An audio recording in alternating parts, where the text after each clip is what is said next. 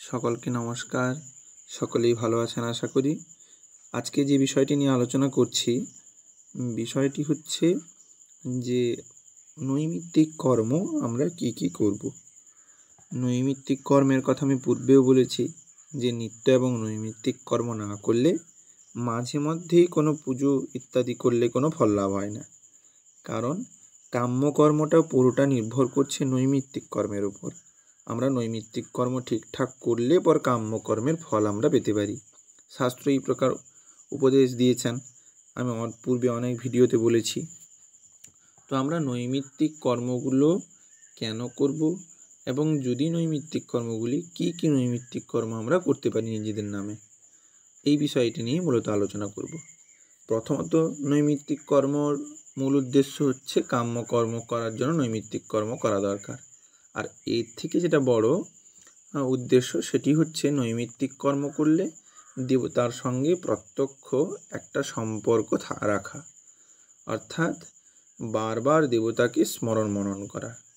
আমরা নিত্য কর্ম করি, নিত্য দেব পূজা, দেব আরাধনা ইত্যাদি তো করে থাকি, কিন্তু তার সঙ্গে সঙ্গে বিশেষ পর্বতিথিতে, মাসের কোনো বিশেষ গুরুত্বপূর্ণ তিথি এলে সেইগুলোতে দেবী এবং দেবতাদের বিশেষ পূজা আয়োজন করলে এতে কিন্তু দেবতার সঙ্গে একটা সরাসরি সম্পর্ক স্থাপন হয়। অতএব নৈমিত্তিক কর্ম করালে দেবতাদের সন্তুষ্টি বিধান করা যায়। সেই জন্য কাম্যকর্মের জন্য নৈমিত্তিক কর্ম একান্ত আবশ্যক। আর দ্বিতীয় কথা, নৈমিত্তিক কর্ম করালে সাধারণত যাবতীয় জন্মকুণ্ডলিতে বা ব্যক্তিগতভাবে যাবতীয় সমস্যা ইত্যাদিগুলিও একটু একটু করে নিরসন হতে থাকে। কারণ দেবতার কৃপা, যে দেবতাকে সবসময় ভজনা করে আরাধনা করে তার একটু করে দেবতার কৃপা লাভ হবেই হবে, এতে কোনো সন্দেহ নেই। আর পুজো পাঠ ইত্যাদি কোনো দিন কিন্তু বিফল যায় না, কারণ আমরা তো দেবতাকে দেখতে পাই না, তিনি পুজো নেন কি নেন তাও আমরা বুঝতে পারি না।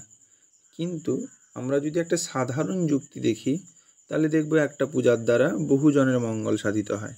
আমি যেখান থেকে মূর্তি নির্মাণ করলাম সেই মূর্তিকারকে আমাকে কিছু অর্থ প্রদান করতে হবে। যেখান থেকে দেবতার উদ্দেশ্যে জিনিসপত্র, শাড়ি, ধুতি ইত্যাদি আনি, সেখানে সেই ব্যক্তিকেও কিছু অর্থ প্রদান করতে হবে। নৈবেদ্যের জন্য যাবতীয় ফল মূল ইত্যাদি যেখান থেকে ক্রয় করি সেখান থেকে সেই ব্যক্তিকে কিছু পয়সা দিতে হবে। তার সঙ্গে যিনি পুজো করবেন তাকে কিছু অর্থ প্রদান করতে হবে। এইভাবে একটি পুজোর দ্বারা বহুজনের উপকার সাধিত হয়। কাজেই এতজনের মঙ্গল যেখানে সাধিত হয় সেখানে দেবতা কিন্তু সন্তুষ্ট হয়ে থাকেন।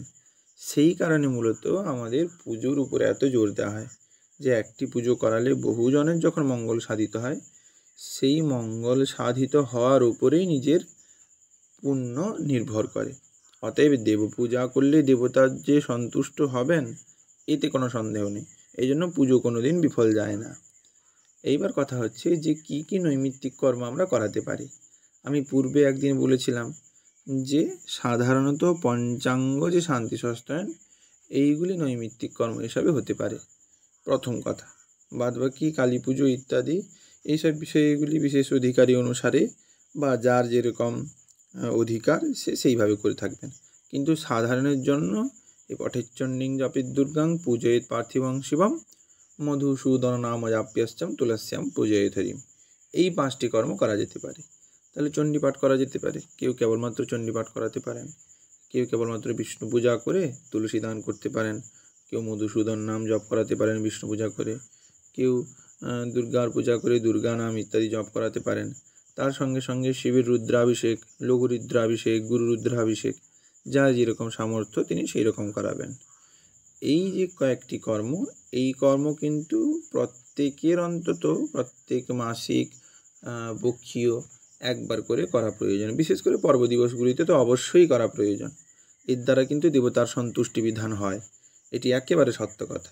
আর আমরা নিজেরা দেবতার সঙ্গে জুড়ে থাকি, অতএব কেবল মাঝে মধ্যে দেবতাকে ডাকলে দেবতাই বা সাড়া দেবেন কেন, আমরাই বা কর্মের ফল পাবো কেন?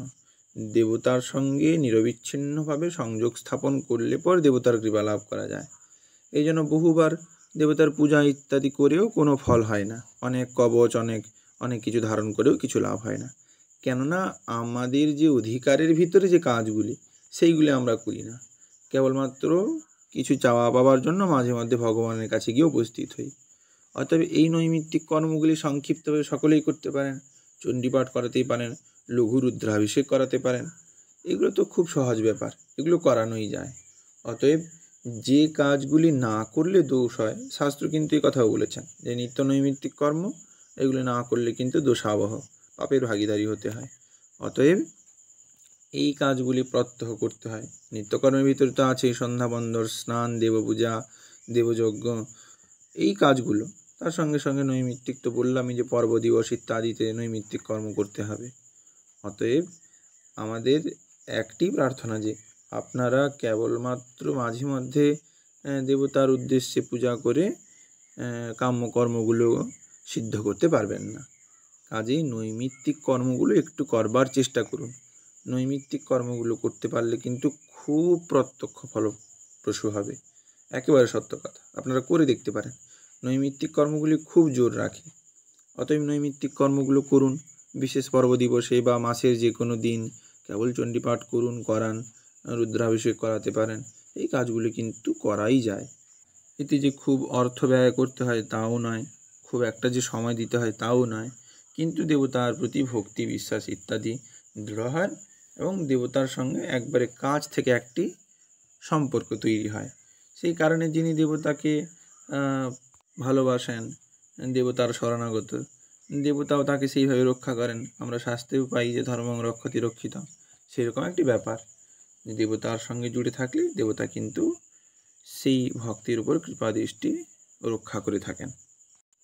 অতএব নৈমিত্তিক কর্মগুলো সকলের অবশ্যই করা কর্তব্য। আরও একটা বিষয় বলি, সামনেই তো শ্রাবণ মাস আসছে, অর্থাৎ এই সময় শিবের রুদ্রাভিষেক ইত্যাদি কিন্তু খুব ফলপ্রসূ এবং প্রত্যক্ষ ফলদায়ী। যারা যারা রুদ্রাভিষেক করাবেন, লঘু রুদ্র হতে পারে, গরু রুদ্র হতে পারে, অবশ্যই করুন। আর আমাদের দ্বারা যদি করাতে হয় অবশ্যই যোগাযোগ করুন। লঘু রুদ্রও করা হয়, মহারুদ্রও করা হয়। রুদ্রাভিষেকের বহু ভেদগুলো রয়েছে, তো সেই কারণে ভগবান শিবের অভিষেক এই শ্রাবণ মাসে অত্যন্ত প্রত্যক্ষ ফলপ্রদ। শিবের রুদ্রাভিষেক করুন নিজের বাড়িতে, কাউকে দিয়ে করান, এতেও কিন্তু খুব ফল লাভ হবে। সকলে ভালো থাকুন, সকলকে নমস্কার।